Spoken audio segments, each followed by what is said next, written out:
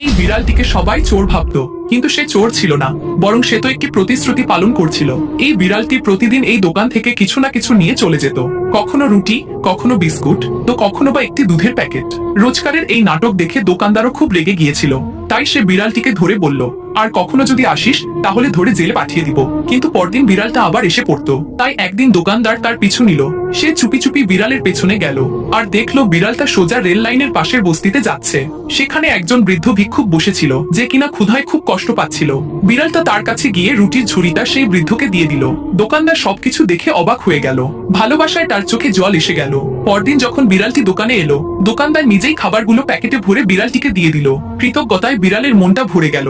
কিন্তু যখন বিড়ালটি সেই খাবারগুলো নিয়ে রাস্তা দিয়ে যাচ্ছিল, তখনই এক দুষ্টু ছেলে খাবারের জন্য বিড়ালের দিকে লাঠি নিয়ে তেড়ে আসে ও বিড়ালটিকে মারতে মারতে আহত করে দেয়। পরে বিড়ালটিকে একটি ঝোপের মধ্যে লুকিয়ে রাখে আর চুপচাপ সেখান থেকে চলে যায়। রাতে বিড়ালের চোখ খুলল, কিন্তু চোখে জল ছাড়া আর কিছুই ছিল না, কারণ কেউ এখনো লাইক সাবস্ক্রাইব করেনি।